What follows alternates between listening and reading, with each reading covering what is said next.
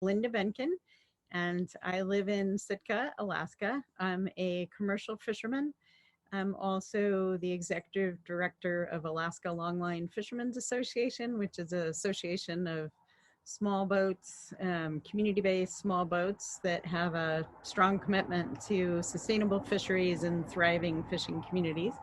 I'm also founding board member of a sustainable fisheries trust, a community supported fisheries program, and a few other national organizations that all work in that same space of sustainable fisheries and thriving fishing communities. I first came to Alaska in 1982 and got a job after a lot of time pounding the docks and volunteering. Finally got a job on a fishing boat that was run by a family. It was a 38-foot boat, and we fished way offshore all summer long, sort of weeks at a time, coming in and selling fish, going back out. And I just fell in love with the fishing community of people who would come together on the dock, and someone would get a grill going, and I'd bring a pie or a loaf of bread, and someone else would put fish on, and the guitars would come out and the harmonicas, and just that camaraderie of very independent people who all took care of themselves and knew that when they were out there, they had to be resourceful, but also that um, everybody was there for them when things went wrong. Well, I love the ocean. I've grown up spending a lot of time in the ocean, and seeing some things happen on the ocean that really made me worried about the health of the ocean and of these small boat fisheries, and how important the voices were of people who worked on the ocean in terms of what they were seeing changing, and how they could be storytellers for the ocean and advocating for the health of that resource.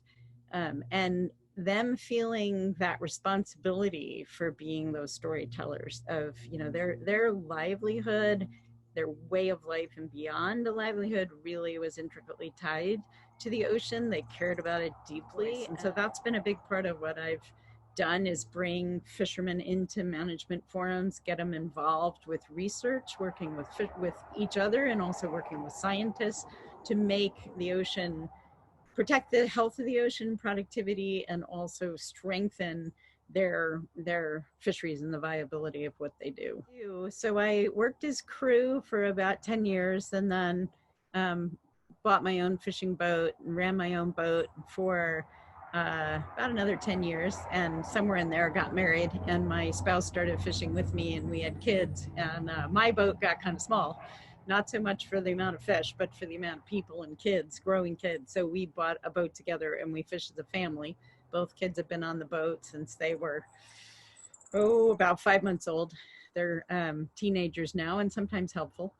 But yeah, I guess what got me going, I was working on the ocean, often seeing great big bags of trash thrown over the side from the cruise ship industry floating on the ocean, seeing industrial trawl fisheries working around us that were really stripping the ocean habitat and damaging the long-term productivity of the resource. And that was the catalyst that got me to go back to grad school and work to strengthen my voice to be an effective advocate for the ocean and for small boat fisheries. I mean, I guess one thing I've learned is that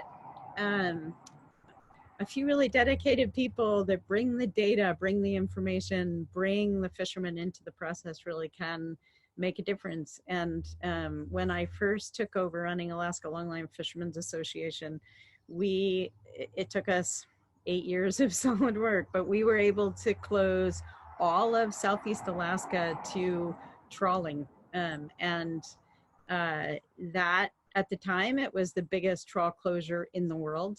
We've since worked to close another even larger area in the Aleutian Islands, but that one was a lot less controversial at the time that it was closed. There was a lot less fishing effort there.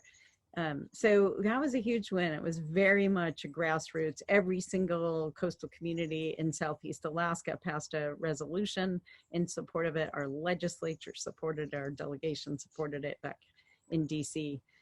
So that was a huge progress. And yeah, I mean, over the years, there's been a number of times where we've been able to have fishermen give voice to what really matters to them. Yes, I would say we have seen successes. We continue to, in this country where industry and big business increasingly dominates the management process, we're still fighting like hell for a toehold for small scale fishermen and community-based fishermen successfully. What brings you into Salmon Nation and keeps you here? So Salmon Nation has felt like a lifeline at absolutely the moment I needed it.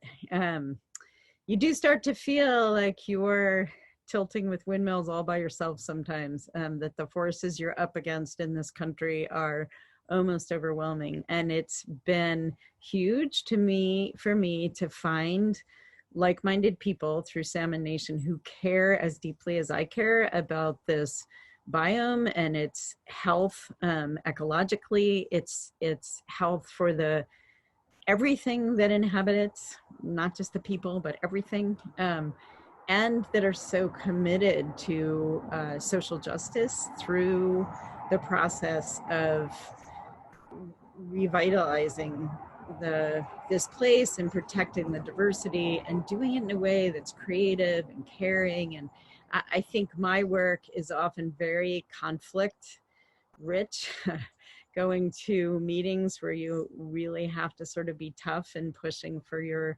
position. And it's just really nice to find a place where I can learn so much from people and let down my guard and be reinvigorated from the time I have with the brilliant people, deeply caring people at Salmon Nation. So I do see people pulling together, one, to be very protective of what's introduced to the community, but also just a huge outflowing of help for each other. We started a program yesterday to have fishermen donate fish, and then we're coordinating getting that fish to families and organizations who self-identify as being a family in need. And immediately after I did a radio interview yesterday, there was a big outpouring of support for the program and people saying, how do I help? What can I do? So that's been huge. And then also starting to feel people looking to support fishermen who are seeing this big reduction in fishing opportunity this season, and big drop in fishing prices, a new interest in how do I support my local fishermen? How do I buy seafood that's supporting local fishermen as opposed to seafood coming from outside our community? So I'm really hoping that can help sustain and fill the gap for what we've lost in terms of restaurant markets and stronger prices to our local small scale fishermen. Of course, keeping that lifeline of buying people who will buy their fish, processors who can stay open and keep processing the fish and helping us make it locally available, is what we're focused on, and what I'm helping fishermen work their way through at this point. It has felt to me for a long time that our economic system, our food system, our relationship to the planet and each other has been so broken. And I am hopeful that this will bring a change. I'm most worried about where it's headed in terms of the politics and whether people are really, really seeing how flawed the systems were in a way that'll fundamentally change those systems. But maybe most hopeful in the realm of people seeing how vulnerable they are if they don't have access to local food, as some of these systems that we all count on of moving food from all over the world to our front door start to break down.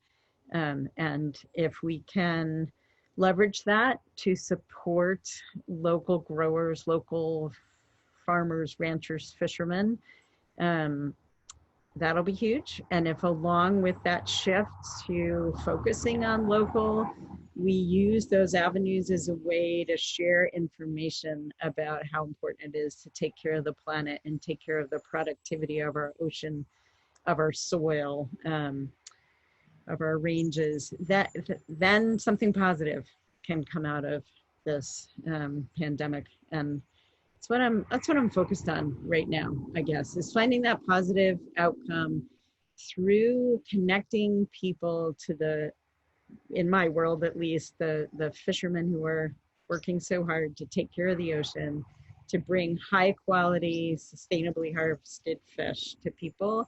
And along with that, share a healthy dose of what does it take to keep this going in the long term. It takes you as a consumer being committed to asking the right questions, seeking out the product that you know is building the health of the planet and not undermining it. Yes, my immediate family is doing okay through it. Nothing like fishing to be self-quarantined with your family on the ocean. It's a good place to social distance once you get out of town.